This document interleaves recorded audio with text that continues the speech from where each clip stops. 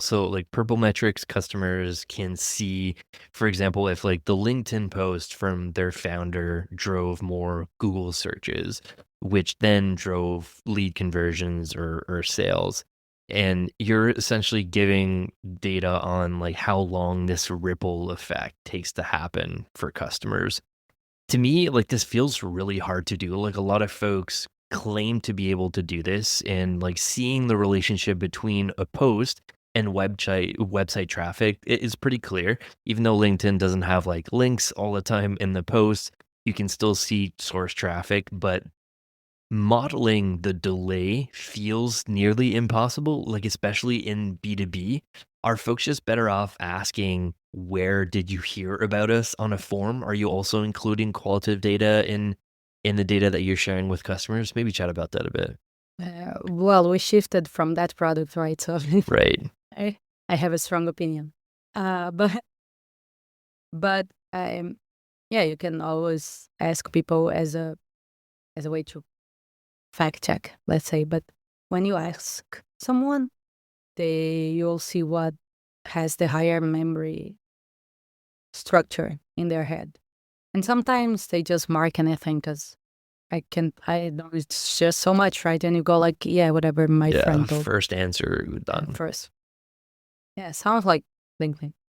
Just one thing, we don't see how this LinkedIn post generated sales. We see how LinkedIn reach from a specific week generated something else. Okay. You can't attribute to any specific because you need to aggregate the data, otherwise you would have too many variables. Uh, so why not just like why don't do the easy path? And I think the answer is because people can't run a business on declared answers. That's why we should. I mean, it would be easier if we could trust like your brand perception matched with your brand Mhm. with your declared behavior. That's what we were doing, and I think it's easier, and I think it's valid. We did. I mean, it would become a nice business, not a huge one, but a nice business. It's a product. People were using the product, but I think your question is more about it's really hard, and I think no one did it because no one really tried to. Because I think we have so much to unpack in terms of measurement. We need to solve clicks in a cookieless era. We have this customer data platforms challenge as well. We do need to fix creatives in an AI era. So we have all these problems in marketing that needs to be solved. And I don't think that there's someone from branding that really gets branding that try to do something about like a data-driven approach to it. So I it, it took me like almost a year to start this company because I was like, someone might have solved it already, right? Because I mean, it's a big problem. But I think I don't know why. I think people that they tried to do brand tracking in a more technological way, and using AI. There are a lot of nice solutions, and I do think there are a lot of proposed solutions to all these measurement problems. And I think it's about philosophy in the end. You need to understand how those people think and because algorithms, they do have opinions. Mhm. And the next post that you see on your feed, it's opinionated. Mhm. Uh, so we do make decisions every day about the algorithm. And our decisions are made from a company that believes in building it together with its clients, putting branding into the equation, and creating a unified system to marketing. So you can manage like having a lower cost over time and a more solid baseline in organic channels. So this is what we believe in. And if you don't believe in it, if you believe in a more like in a media buying that's more effective within like the refinement of the media channels, we are probably not the best supplier. So I think marketers will start to think on what do I believe in, and look for a provider, an algorithm that's built for it. Because I mean, you have open sources, you have like you can go for it. Like so it's still early days of this market, and I think time will tell. And when we see the client like confirming what they are seeing on the algorithm, and it makes me a bit more.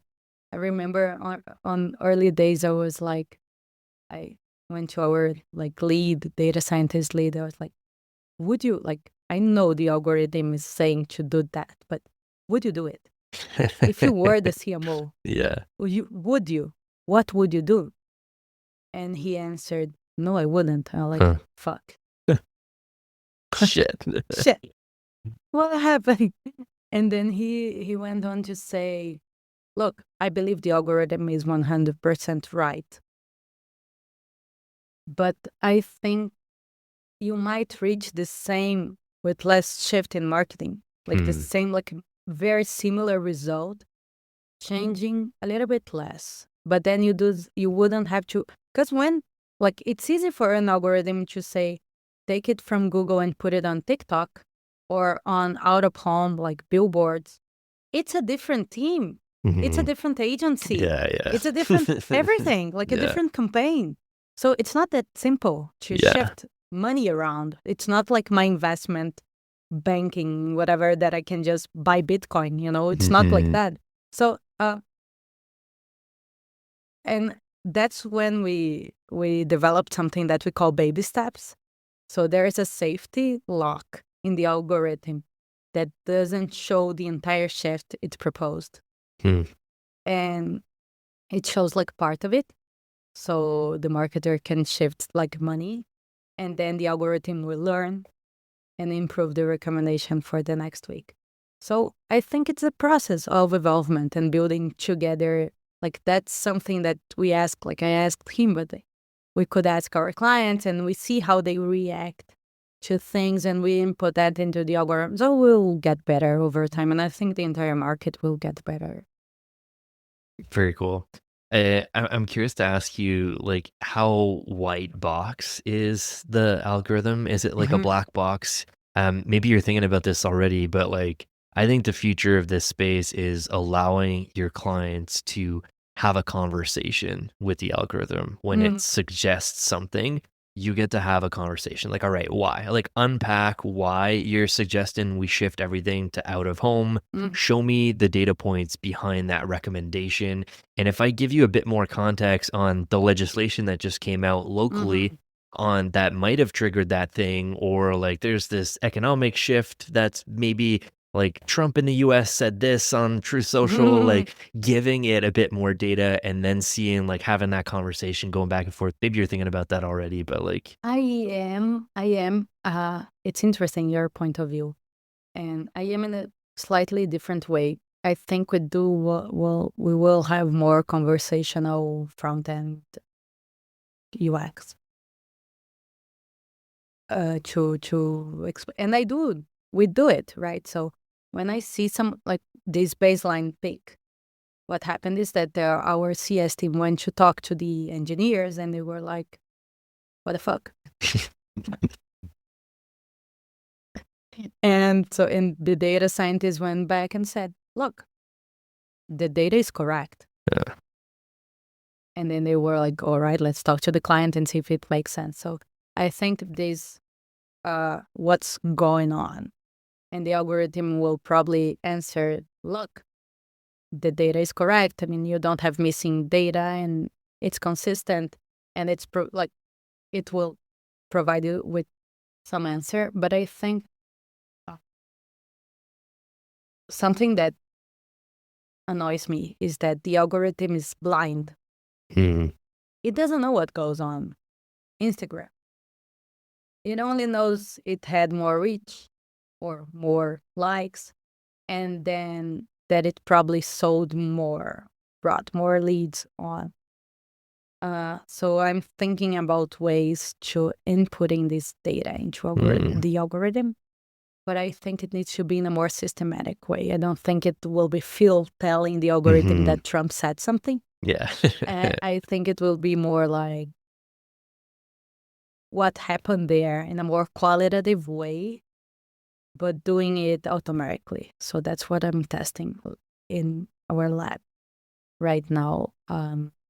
So I would love to have like this new version of the product that's more qualitative in terms of insights and more conversational. But I think like in a year, maybe.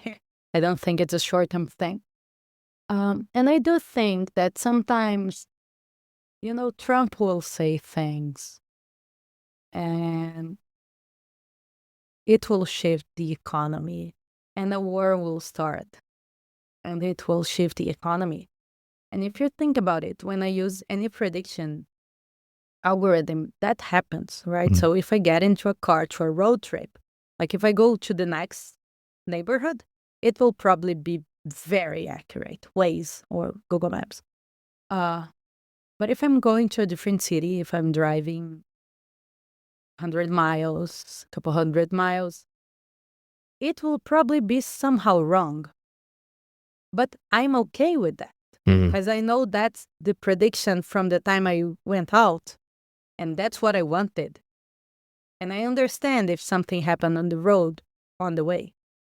And when I'm packing to go to a different city in a different country, I know that the temperature won't be precisely that. I might put in an extra jacket or, bring in a swimsuit because just in case. So we are used to predicting those type of things in our daily lives. And I think we'll get more used to it in marketing. So we'll probably get more used to, that was the forecast, but we messed up with something or something nice happened along the ways. We have a way in the algorithm to see if something's trending, which means the algorithm forecasted fewer sales from it. Somehow it's selling more because you did something. Go look at it. I don't know. Go look at it. The prediction is different from reality. And like in a suitcase, you don't really need to know about the cold masses that generated the temperature drop. But maybe on the road, you do want to know that there was an accident. In marketing, you do want to know what happened that generated the different outcome from the predicted one. So I think it's part of the maturement of the market. Yeah, but I think we'll be in a very different place in a few years.